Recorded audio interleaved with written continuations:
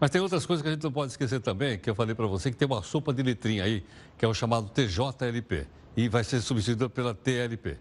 Bom, para destrinchar esse imbróglio, só mesmo com a presença do nosso comentarista, o Richard Rittenband, que está aqui. Richard, queria que você viesse aqui pertinho do telão, porque eu preciso mostrar os números ali, senão não enxergo direito. Nessa idade, você sabe como é que é difícil a gente enxergar o número. Sem problema. Então vamos lá. Qual é a primeira explicação que nós vamos ter então aqui?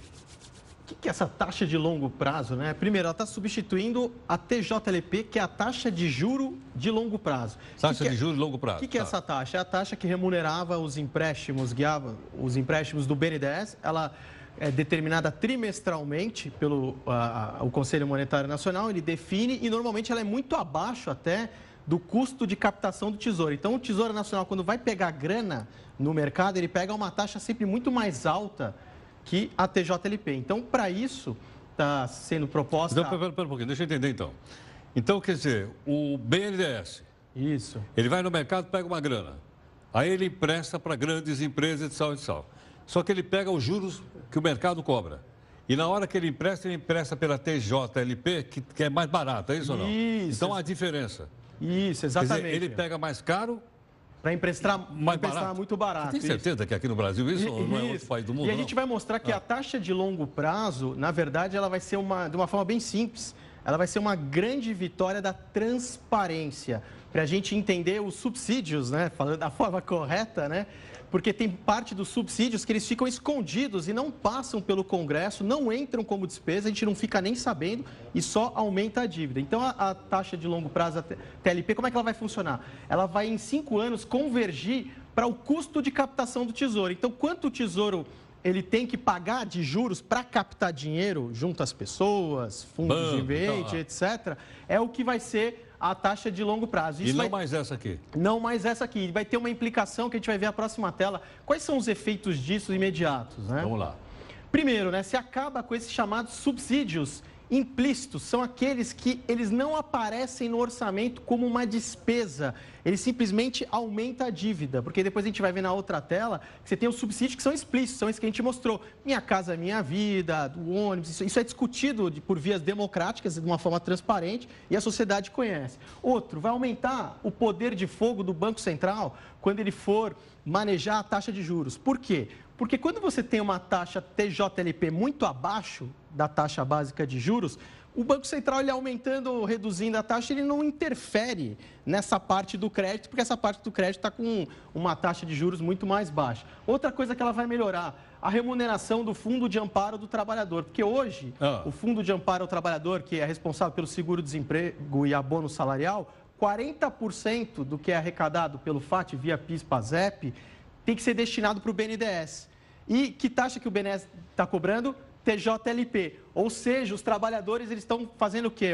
Eles estão subsidiando grandes empresas. Porque se a gente for pegar nos últimos anos, o BNDES, 70% da grana, ou seja, R$1 trilhão, foi para quê? Só para grandes empresas. Não foi para pequenas e médias empresas. Então, o FAT passa a ter essa remuneração de uma taxa de mercado. Deixa eu fazer uma pergunta.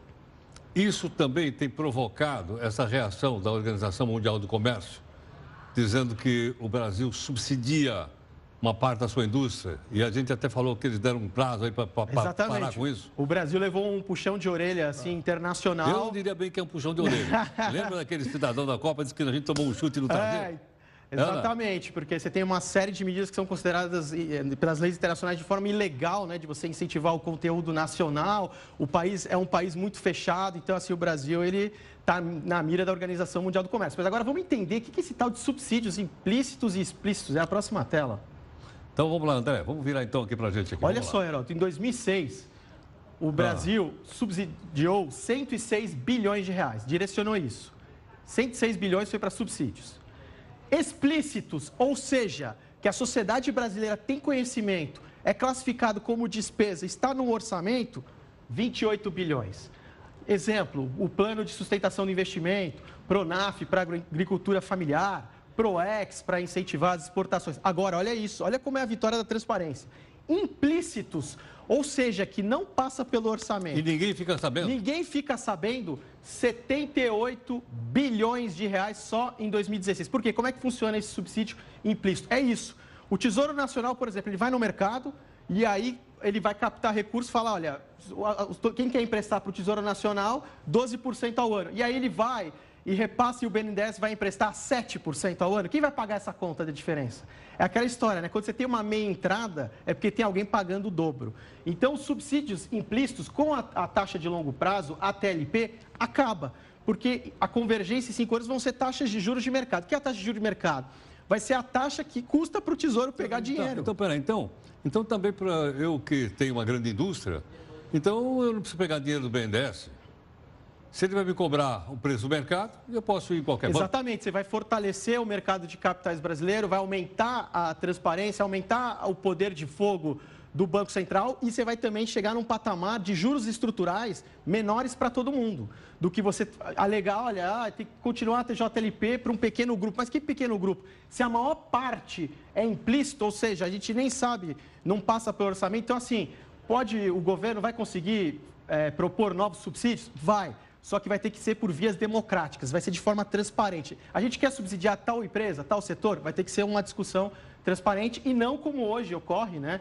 Antes da implementação da taxa de longo prazo, que a maior parte não passa pelo orçamento e a gente nem sabe, né, para quem está indo esse dinheiro. Tá. Agora, onde é que é contabilizado esses subsídios? É no balanço do banco do BNDES? Não. Aí como é que vai entrar esses implícitos? Como é que eles funcionam? O Tesouro vai lá, capta dinheiro no mercado com uma taxa alta, repassa para o BNDES que vai emprestar uma taxa baixa.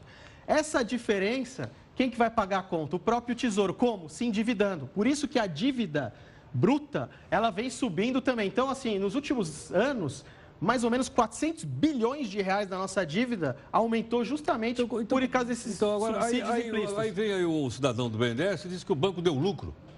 Obviamente ele deu lucro porque ele está tendo uma captação muito barata, mas não está dando o retorno para o Tesouro. Mas para as pessoas entenderem de uma forma simples. Imagina assim, você está captando, por exemplo, eu vou pegar dinheiro emprestado. Aí eu pego o dinheiro emprestado a 10%. E eu estou repassando esse dinheiro emprestado, por exemplo, a 5%. O meu custo é 10%. E o que eu estou tendo de retorno é 5. Quem vai pagar a conta desses 5? Tesouro Nacional. Quando fala Tesouro Nacional, leiam-se contribuintes. E aí, como não é contabilizado como despesa, só está fazendo a dívida subir sem a sociedade nem ter noção de onde está vindo.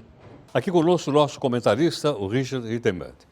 Richard, o que aconteceu aí que estourou a dívida, maior rombo mensal desde, sei lá, 20 anos? Aquela história, né? Imagina que todos os tributos que são arrecadados, o governo vai pagar as despesas não financeiras, ou seja, sem contar os juros da dívida, e aí falta esse rombo aí de 20 bilhões. Só que ainda tem que pagar o quê? Os juros da dívida. Então a dívida vai acelerando sem parar. Outra coisa importante é que a dívida que normalmente é divulgada, que está em 3 e pouco trilhões, na verdade é uma parte da história. É a dívida que está em poder do público. Tem uma parte da dívida que está com o Banco Central. E essa parte passa de 1 trilhão de reais.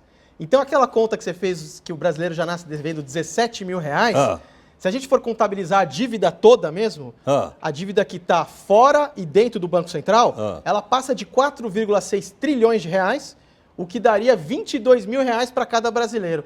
Então, se você achava que era uma notícia ruim, é ainda pior. Pô, você só dá uma notícia aqui, meu. 22 mil reais para cada brasileiro quando ele nasce, que essa é a dívida completa, né? Tem essa parte que fica dentro do Banco Central, justamente porque o Banco Central, o Tesouro, ele não consegue vender todos os títulos, e aí o Banco Central ele tem que empacotar esses títulos e tentar vender em condições diferenciadas para fazer essa rolagem da dívida, para você ver o ponto que está.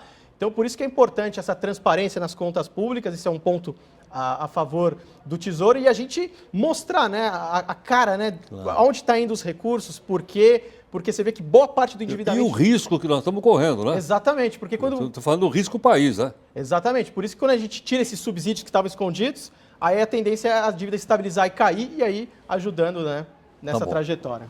Até mais. Obrigado. Domingo, então, não vai esquecer. Domingo, hein? Lá no colégio, Colégio Renascença. Bom, a gente vai fazer, então, um rápido intervalo para voltar daqui a pouquinho com outras informações. Até já.